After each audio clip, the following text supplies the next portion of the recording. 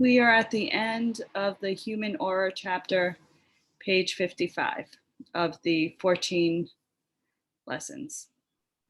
The man who has intellect well developed shows an aura flooded with the beautiful golden yellow, betokening intellectuality. This color in such cases is particularly apparent in the upper part of the aura, surrounding the head and the shoulders of the man, the more animal colors sinking to the lower part of the aura. Read the remarks under the head. Oh, sorry, I lost my place. Read the remarks under the head of yellow in the color table in this lesson. When the man's intellect has absorbed the idea of spirituality and devotes itself to acquirement of spiritual power, development, and unfoldment, this yellow will show around its edges a light blue.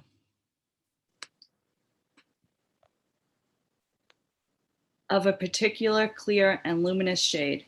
This particular light blue is indicative of what is generally called spirituality, but which is simply intellectual spirituality. If you will pardon the use of the somewhat paradoxical term, it is not the same thing as the spiritual mind, but is merely intellect impregnated by the spiritual mind, to use another poor term. In some cases of a high development of this intellectual state, the luminous light blue shows as a broad fringe or border, often being larger than the center itself. And in addition, in special cases, the blue light is filled with brilliant luminous points, sparkling and twinkling like stars on a clear winter night. These bright points indicate that the color of the aura of the spiritual mind is asserting itself and shows that spiritual consciousness has either been made momentarily evident to the man or is about to be made so in the near future. This is a point upon which much confusion has arisen in the minds of students and even teachers of occultism. The next paragraph will also have some bearing upon the matter. The aura emanating from the spiritual mind or the sixth principle bears the color of true primary yellow, which is invisible to ordinary sight and which cannot be produced artificially by man. It centers around the head of the spiritually illumined and at times produces a particular glow which can even be seen by undeveloped people.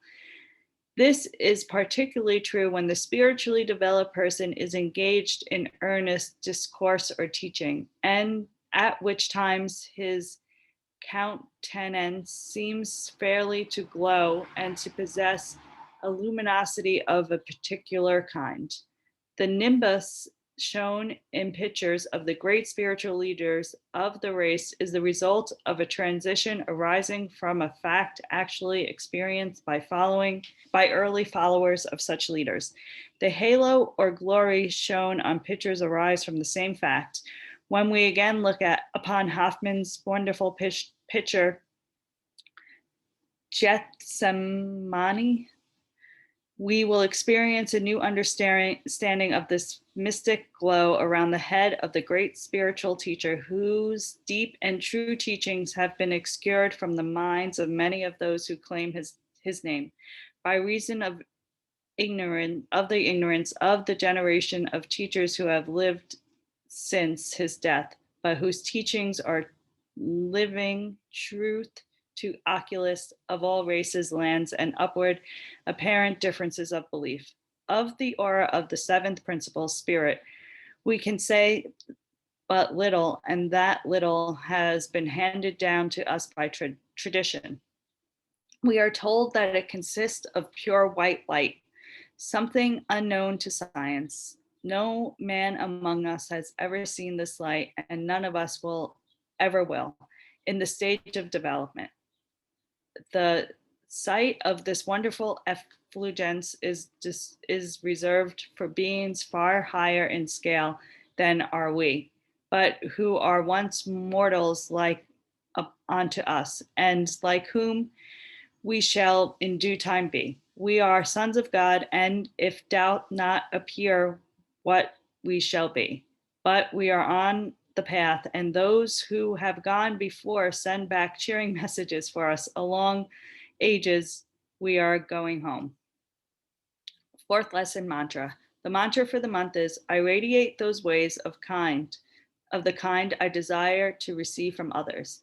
This mantra conveys a mighty occult truth, and if consciously repeated and lived up to, will enable you to make rapid progress in the development and attainment. Give and you will receive, measure for measure, kind for kind, color for color. Your thought waves extend far beyond the visible aura and affect others, and draw to you the thoughts of those corresponding in character and quality with those sent out by you. Thought is a living force. Use it wisely. The fifth lesson, thought dynamics. Had these lessons been written 20 years ago instead of today, it would have been a most difficult task to have awakened the understanding of the Western public to the importance of the power of thought, its nature, its effects.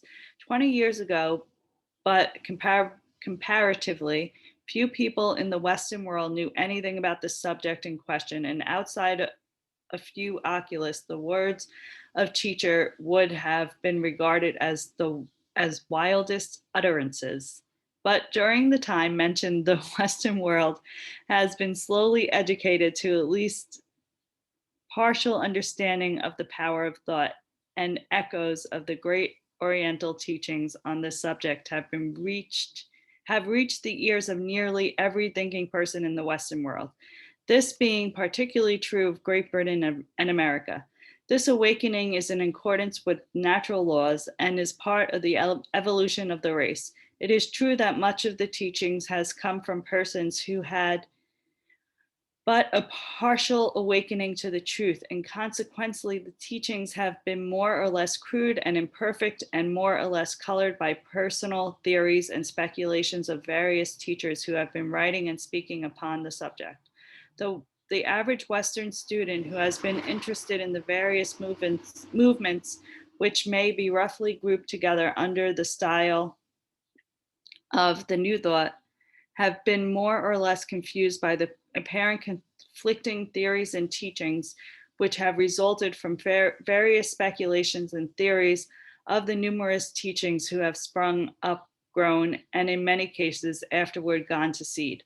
But a careful analysis will show that the underlying of all the teachings are certain fundamental facts which the awakened mind grasp as truth. All these teachers have done work, and in fact, the teaching of each have reached certain minds which needed the particular thing taught by the particular teacher, and which teachings was the very best possible considering the particular stage of the development of the student. Many students have obtained much good from certain teachers and have then grown beyond the teacher and his teaching, and in turn become teachers themselves, going forth to others the truth as it came to them, more or less colored by their own personality. The careful student who has taken the trouble to run down the two fundamental principles, the teachings of the new schools of thought, will have discovered that they all rest upon the Oriental teachings which reach back beyond written history and which have been common property of the oculist of all ages and races. The new thought is really the oldest thought, but the modern presentation of it as a new thing to those who hear it today, and the new movement is entitled to full credit for its work. And the advanced occultist knows that the fundamental truth lying underneath all of these conflicted theories will be gradually uncovered and brought to light. The speculations and pet theories of the various teachers being thrown aside. The majority of those who read this lesson will have heard something of the subject of the power of thought and will have doubtless had many experience of its effect. So this lesson will come as an old story to nearly all the members of the class, but will be an endeavor to give a brief, plain outline of the yogi teachings upon the subject, which may help to reconcile some of the apparently conflicting theories which have been previously considered. We shall not attempt to explain what thought is. That is too complicated a subject for elementary lessons, but we will begin by explaining some of its properties, laws, and effects. We avoid the theory of time being and get down to the practical side of the question. You will remember what we said in the last lesson about the aura. We explained that the aura was projected into space by several principles of man, just as is the light of sun and the heat of a stove, the odor of a flower, etc. Each of these sources throws off vibrations, which we call light, heat, or odor, respectively. In one sense, these emanations are minute particles of the thing which throws them off. In this connection, we must also remember that the thing throwing off the emanations may be afterward withdrawn, but the emanations still remain for a greater or lesser time. For instance, astronomy teaches that a distant star may be destroyed, and yet the light rays thrown off from it will continue on their journey and may soon be seen by us of the earth years and years after the star itself has been destroyed. In fact, what we really see at any time are the rays of the star which left in many years before the time, of course, depending upon the distance of the star from the earth. In the same way, a fire in the stove may be extinguished, and yet the heat will remain in the room for a long time afterward. Likewise, a small particle of musk may be exposed in a room and then removed, and yet the odor will be perceptible for a long time. In the same way, thoughts may be an active existence which have been sent out years before by some person whose entire mental character may have changed, or who in fact may have passed out of the body long since. Places and localities are often permeated by the thought of persons who formerly lived there, who have moved away, or who have died many years ago. The mind is continually throwing off emanations which may be seen as the aura extending a few feet from the person, and which usually becomes thinner and less easily perceived as it extends away from the sender. We are constantly sending forth thought waves, to use a favorite term, and these waves, after the initial force of projection is extended, float along like clouds, mixing with other thought waves of the same character and extending often to far distant parts of Earth. Some of the thought emanations remain around the place from which they were sent forth, and unless disturbed by strong thoughts of a contrary nature, will remain but slightly changed for many years. Other thoughts sent forth with a definite purpose or under a strong desire, emotion, or passion will go forth rapidly toward the subject to which they are directed. We shall see instances of this, and we proceed with this lesson. The majorities of person put very little force into their thought. In fact, thinking with them becomes almost a mechanical process, and consequently their thought waves have very little motion imparted to them and do not travel very far unless drawn by some other person of similar thought who attracts them to him. We are merely stating general principles, and as we go along, repeating them when necessary, so that the student will gradually absorb the idea. We consider this conversational method the most effective form of teaching far more so than the usual cut and dried form. We wish the student to particularly understand that when we say thoughts are things, we are not using the words in a figurative sense or a fanciful way, but that we are expressing a literal truth. We mean that thought is much a thing as light, heat, electricity, or similar forms of manifestations. Thought can be seen by the psychic sight, can be felt by the sensitive, and if the proper instruments were in existence, could be weighed. Thought after being sent is of a cloudy appearance, being the color belonging to it as described in the lesson of the aura. It is a thin vapor, the degree of density varying, and is just as real as the air around us or the vapor of stream of the numerous gases with which we are acquainted, and it has the power just as all of these forms of vapor which we have just mentioned.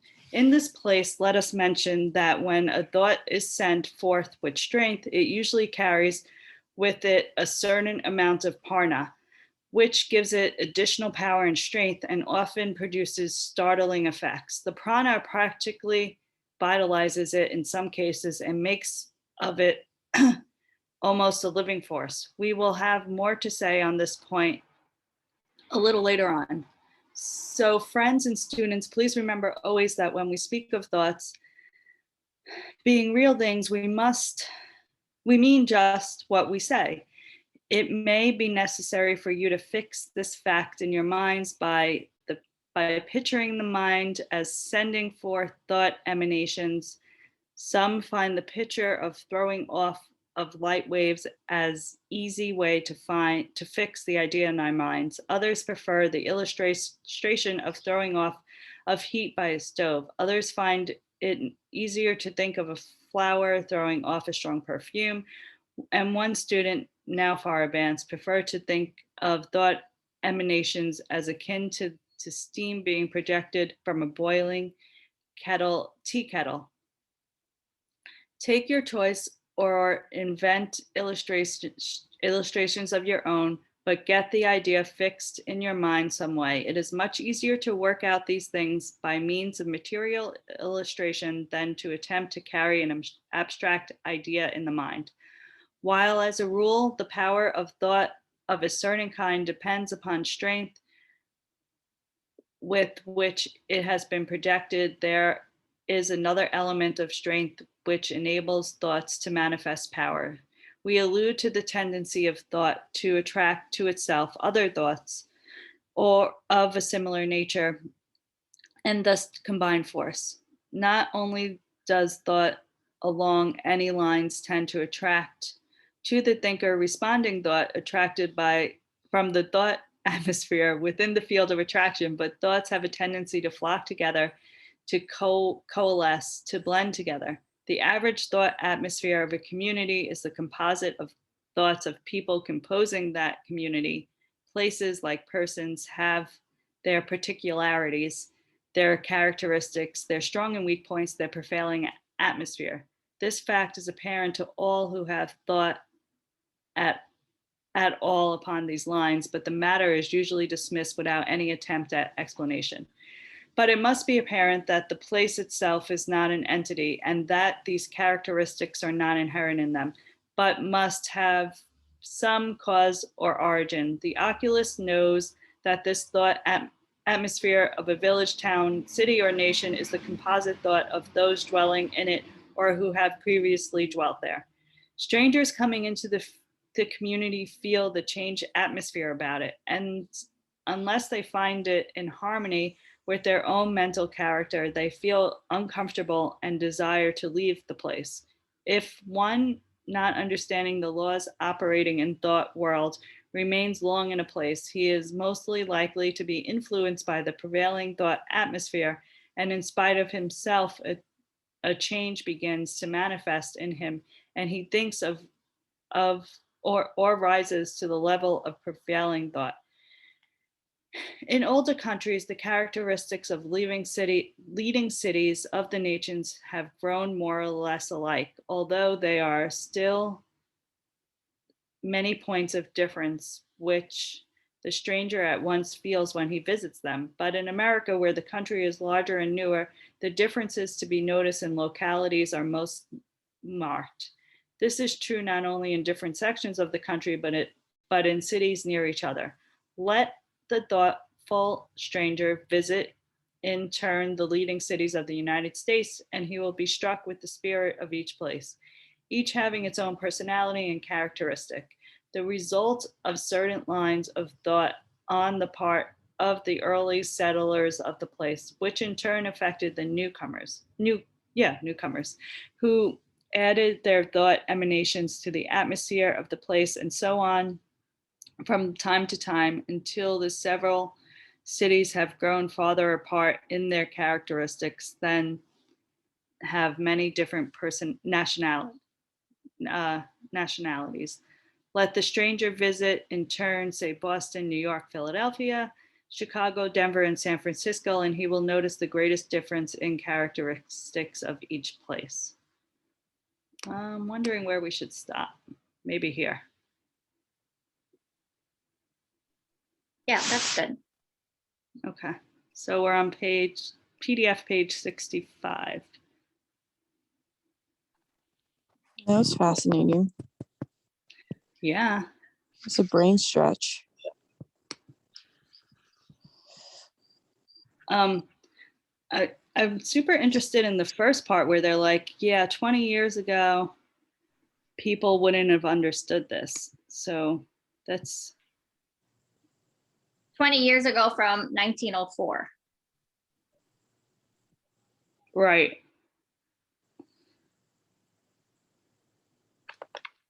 Maybe in the place that he was, if he was going back to another place rather than India. Like I'm resonating with some of the things, like when I travel, I for sure know what he's talking about with like the feeling of a different place. And I always thought maybe it's like the ley lines or like what the construction of the place, what kind of rocks it's made of, but like the consciousness of a place, I guess, is made up by the people existing there. Yeah, and the same could be said for revolution. I know, I was thinking of Rev too, like people walk in and they're like, oh wow, it feels so calm here. And like you could literally just be sitting there doing nothing and they'll be like, wow, it's so calm here. Amanda, I popped in really late, but the first thing that came up to my mind was like, oh, Rev, like community. And I know you well enough now to know like where the roots are coming from and then the people that get attracted to coming to Rev. Right. Yeah. Like how many people have meditated in that space? Like hundreds of people have meditated very deeply in that space. And that kind of aura and energy started to envelop the place. Like how much mantram has been chanted in that area, and like just the thought that your thoughts are things And they transform. It's very cool. And then the other part that I totally resonate with is like when I moved to New York, I got really sick. Like really, really sick. And I still don't resonate with this place. I know, right? Like compared to the Mediterranean and Malta. Because everyone's unhappy here, so everyone has very negative thought, and I feel that New York is awful. It's not all. There's good stuff, but yeah, like I still don't. Right, and sometimes in my head I'm like, dude, you've been here too long. Like, get over it. But now after listening to this, no, I don't want to get over it. But then when you go into the forest, like the trees are having thoughts too, but they're slower. Like that movie, The Secret Life of Plants, and there's a book too, The Secret Life of Trees, And they talk about how like plants have nervous systems that just work way slower than ours. And they all communicate with each other under the ground through the fungus and the it's just like maybe that's why I feel so peaceful in the forest, because these, they have souls just like we do. Yeah. They're just like not as far along on their reincarnation path as we are, but like maybe they're dropping thought bombs too. This I'd is an even argue, interesting one. I didn't see that documentary, but just knowing how many people just love to be in their garden, I would argue that those plants have very powerful calming energy that people Yeah. are attracted. It's funny because I saw an article this morning that I think it's in the UK. They're now doctors are prescribing people time in nature. Yeah. In Japan, they do that too. Yeah. And the cool thing about trees too is that through that root system and through their talking system, if like one tree is sick, they all send like nutrients and stuff to that sick tree to try to revive it. Yeah. It's like if you ever try to cut down a tree and you don't take the roots out, it's going to keep growing back because all the other plants are growing it. It's amazing. Yeah. I love this thought dynamic chapter when I read this book, but I talked about this with Dominica yesterday, like just being so mindful of our own power of thought. I love when he uses that phrase, the power of thought. And like, Amanda, I think about your studio, like thinking about the quality of people, staff you have there too. Like I know when I'm a teacher, I have to make sure my energy is in check that I'm bringing in there, not like it doesn't have to be happy and unicorns all the time, but it has to be like authentic and real. And I can't be dragging in baggage that's not necessary to be dragging in. And I think because you bring that to people's awareness and like the people that are greeting you when you first walk in the studio, like it's all tied together. But all during COVID, like I've been sending Care Bear love because I believe I believe in that power of thought and like just sending your energy. And like they talk about like you gotta have like I forget what term he uses, but like the power behind it. Like I can't just be like, oh, I'm gonna send some, like you gotta have like direct, like this is who I'm gonna focus on today. And it's sort of like what Domenica's talking about, like with the roots of the trees, like we could do that with each other. Like if we see someone suffering or needing extra love, like we can think about them like all day long instead of focusing our attention on someone who cut us off all day long. Right. And like carrying that anger and rage around, like I can't believe this person did this. Like there's that other side of the coin we have that we don't tap into enough. Like it's just like such a beautiful thing. Totally. Like in that experiment that doctor did with the water, where they injected the thoughts into the water, essentially, like the water which had all that hate being poured into it was malformed and terrible. And if you think about like the matter of someone's body, how much more of a propensity for illness and sickness and on both sides, like for myself, but also to the person I'm sending it to, and also right. anyone that's in the line of that thought, Totally. like when I'm going to the grocery store, when I'm on the road, because if I'm carrying that rage, I'm probably going to cut someone off too. and then it just ripples on and on and on. Yeah, I love the simplicity of this too. Like I've been had profound thoughts on things that are so simple lately, and just the simplicity of this, like your thought, like really, but it's so, it makes such a big difference, but it's something that people aren't really taught, which is crazy when you think about it.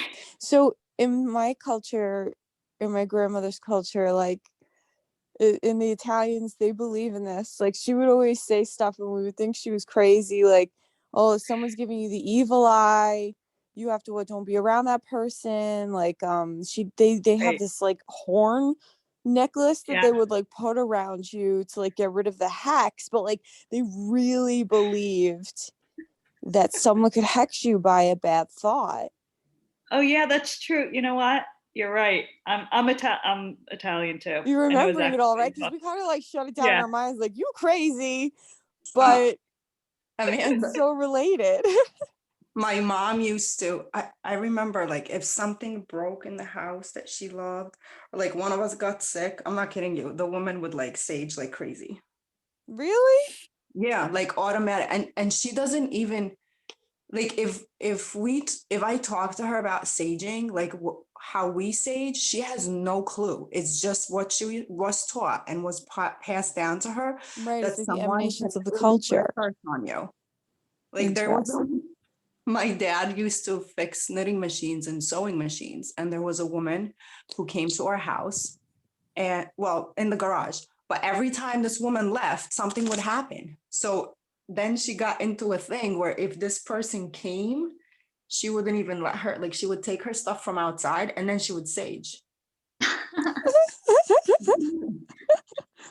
But you know But what? It's so legit. Like, I feel like if we all function like that, maybe life would be a little bit easier. I remember a psychic came to the studio once and she told me, she's like, one of your people in your friend circle is like, you know, she has the jealousy for you. She's not good for you to, Pam, you know who I'm talking about.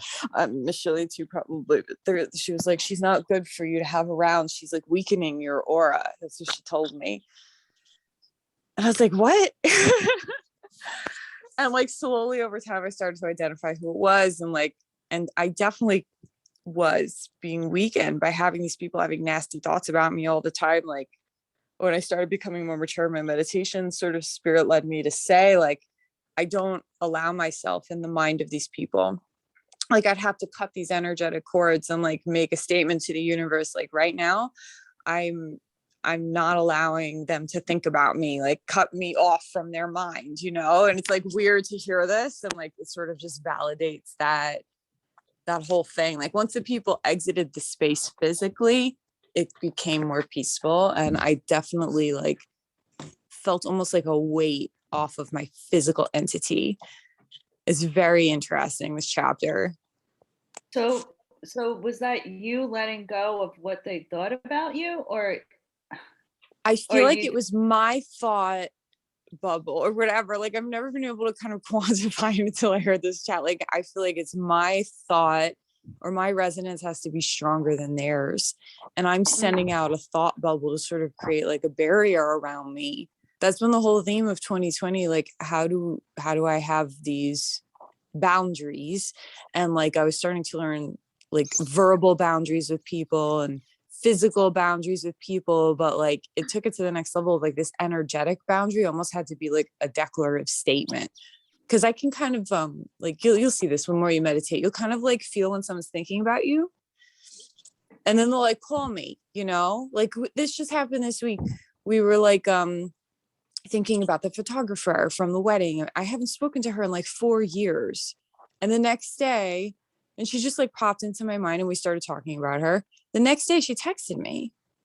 You know, like that stuff happens Oh my all the God, that time. happens all the time. yeah. But it's like we must be feeling their thought bubbles or something. Yeah. Like, So like, every time you text someone, they're like, I just was thinking about you, or it literally right? happens to you, and you're like, you're thinking about someone, and all of a sudden you hear from them. It's so crazy, but It's it's not weird. crazy because when Right. you It's not like energetically, anytime I'm having a hard time, Allie Kornblith will send me a text just thinking about you, making sure you're okay. Like every time, like we barely talk anymore, but like the other day I was like suddenly really sad about something, and like she instantly texted me, and we would always joke, like we would dance in the ether with each other, you know, like we have these insane meditations together and like dream about each other and have like the same dream, you know. So like we're very psychically connected, and like with her I don't put up that block. But there are other people in my life where like they were so noxious when they were physically around, and I could still feel a bit of it like when they yeah, weren't around. So I started putting up that like I'm barring myself from their mind, and then like the anxiety feeling would dissipate. It's very strange, but this whole chapter is like giving validation to the whole like inner experience that I'm having. yeah, well, energetically, we are all connected. So Yeah. if you're, I feel like, I mean, it's something that like I really like focused on, started last year when we weren't really running around, like where you're vibrating, it changes who and what comes in. You Yeah. know, like if you're low, that's what you pull and attract, like constantly. If you're high, that's what you pull and attract. It's like, it's crazy. And when you start paying attention, it's really crazy, because then you notice. It's crazy, right? It's And crazy. Amanda, do you remember when you went into labor with Issa? Like, I knew that night. Like, Oh yeah, I remember. like, took a tour down your insides. Like, it was the weirdest thing. I didn't even, I couldn't even get in touch with you. And then I think I was texting your dad, like, is she okay? So funny. Yeah, like same thing. My best friend went into labor and I'm like, I didn't know. And I was like hysterically crying to my husband. I'm so worried about Christine. He's like, what the hell is going on? Like, I couldn't stop crying. And she was having like a near-death experience. Like, she was so messed up in the hospital. And like, I didn't find out till afterwards. Like, her husband was like literally sitting in the corner hysterically crying. So I totally feel you on that. That's like a weird, we're all very connected. And I think it's like, I'm starting to learn that it's like who you allow in, that those connections grow stronger and stronger and stronger. And once you meditate a lot and you start getting these sort of cities, you have to be so careful and so specific about what energy, and I guess it's like a thought bubble, right, that you're letting in. This is so interesting. This is like taking everything we've been reading to the next level. Yeah. But it all ties back to what we learned in the Bhagavad Gita about the universal energy. Right. Yeah, like they've been saying it all along, but it was never as practical as what he's saying right now. No, I Right. like this guy's writing style is funny. I love when he's like, we'll discuss more in the next. I feel like he's hitting a word count sometimes. I'm like, why don't you say it in the next chapter? I know. Or we're not going to get into detail. Like, how many times is he like, we're not going to really talk about this, but we're going to talk about it. Like, I feel like that's all he says. I read this book. When we're reading the book, when I read it the first time, I envision a teacher, and I haven't personified it, but I envision a teacher, and I'm in the room I'm being lectured, because Totally. I read it as a lecture. So it makes it a little bit more interesting to me. Yeah, I think about Ramacharaka too. Like, he was the reason why I even got into the whole philosophical aspect of this whole thing. With that other book, my mom brought it home from like a library sale one day, and she's like, I think you'll like this. And it like changed my whole world. So I always like when I'm thinking, when we do the chant in the beginning of class, where I'm like thanking the teachers, I think of Ramacharaka, like an entity, like he's still around, I know, I think that's so crazy. So the second book of this, Domenica, is the book Amanda's talking about. And like, that's the book she has on her, the teacher training list that like scared the crap out of me. I'm like, no, I can't read this book. Oh, it's the mantra, The advanced big course. The advanced course yeah. in yogi philosophy, but they referenced the 14 lessons in it. So I was like, I need to read that. And once I read 14 lessons, I'm like, this stuff. And then I could go right into advanced course, but like to start there, I was like, how the heck did Amanda do this? But Amanda probably has so many lifetimes before her of all this work that it just like came to her. Whereas I was like, I got to go back to preschool. I gotta go back to preschool. But I have been feeling, because we live in such a virtual world, and even before COVID, my whole world is email and Facebook. It's very screen time. I have been feeling powerful energy coming that way, that I'm like, I need to sit and clean up my email and unsubscribe from so much stuff and have people stop contacting me, because it's coming through that way. Because I'm like, yeah, why right? am I getting so much anxiety? I need to clean up my like social media pages and who I'm following and what I'm following. So just be mindful that it comes through that way too. It doesn't just have to be like physical people. Yeah, I was gonna say, can we talk about that? Like, because he's talking about like these communities of people starting to like create these sort of webs of thoughts. And like, I see that on like a hashtag, right? Yeah. Like on TikTok, if you like get into the conspiracy theory hashtag, like they're all developing this like big bubble of an idea, and it almost like manifests a new reality for them. Yeah. I was talking to Rachel about this. Like, I somehow got into the Republican bubble on TikTok. Like, you just like kind of end up, I think like TikTok is like testing you to see if you're interested in it. So you like end up in a weird new bubble. And like the stuff that like we look at, like as liberals, we look at them and we're like, they're crazy. Like how many times have I heard my friends say like, oh, they're crazy. They don't think global warming's real. They're crazy. They won't take the vaccine. They're crazy. Da, da, da, da. But like when you get into their thought bubble and like you hear like the information that's circulating, like it makes total sense why they're scared. It makes total sense why they don't want to get involved in these things. They think it's something that we don't think it is, you know, and it's because they're like involved in this totally altered reality, and we're involved in a totally altered reality. And like the two realities like don't even, I guess that's the danger, right? Of like grounded people not entering ungrounded spaces and trying to alter that energy. Like it just kind of takes off into this other thing. Yeah. And that's what AI is doing to us. Yeah. I can't join TikTok. Don't. It's just another thing you have to like break the addiction to. No, I'm ready to be like Eric and just be like on nothing. I forgot all my passwords. I got a new phone and I forgot all my passwords to like Facebook and all this stuff. And I'm like, you know what? I don't even need it. You must feel like such a free woman now. Yeah, I kind of do actually. But it's just like, I'll be having a great day. And I'm like, I thought like the more information I knew, the better I would be. And I'm like, or like not the better, I would like better off I would be. And now I'm like, I just want to, why do I need to know all this information? Like, I just want to unsubscribe from everything. I don't want any alerts, because you're just having a fine day and all of a sudden something pops up and you're just like automatically in a negative mood.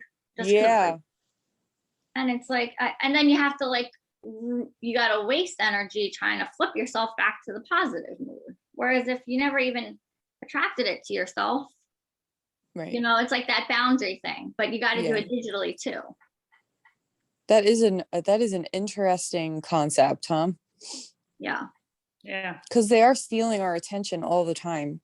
And we talk Yeah. about that like pre-internet, that like you have to be careful of what's stealing your attention. And it's like, it's literally designed to steal your attention, and that weakens you. Well, it's working perfectly the way it was designed to work. Yeah. Yeah. All right. So let's do, it's already 8:16. Oh. I know. We could talk about this all day. I know we could.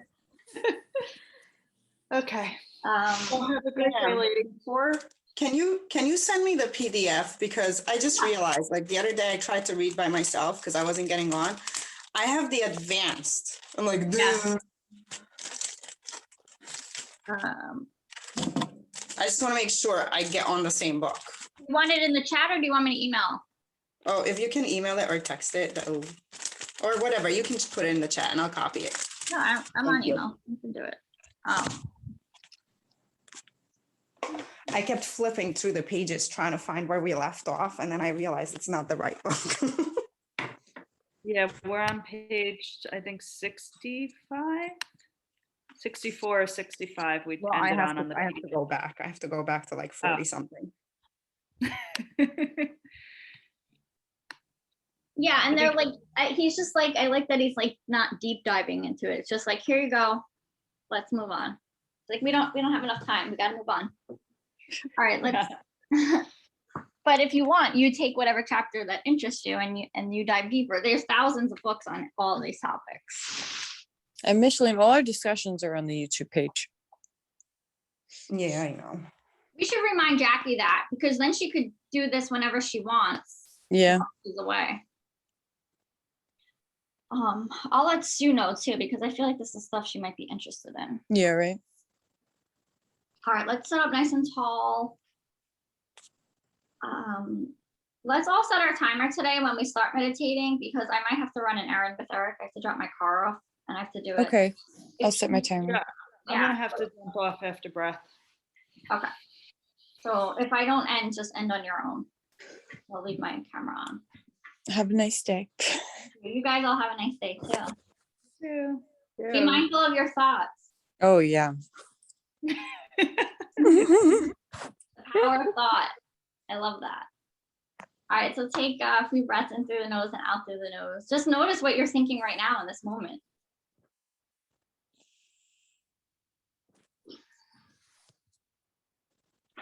And then take your right hand over to the nose, close the right nostril with the thumb, inhale through the left. Close left, exhale right. Inhale right. Close right, exhale left. Inhale left. Close left, exhale right. Inhale right. Close right, exhale left. Inhale left. Close left, exhale right. Inhale right. Close right, exhale left. Inhale left. Close left, exhale right. Inhale right. Close right, exhale left. You can release the palm or continue on a few more rounds, adding blocks and retention if that's part of your practice. Let's all set our timer for our meditation time today. And if you just need to end on your own.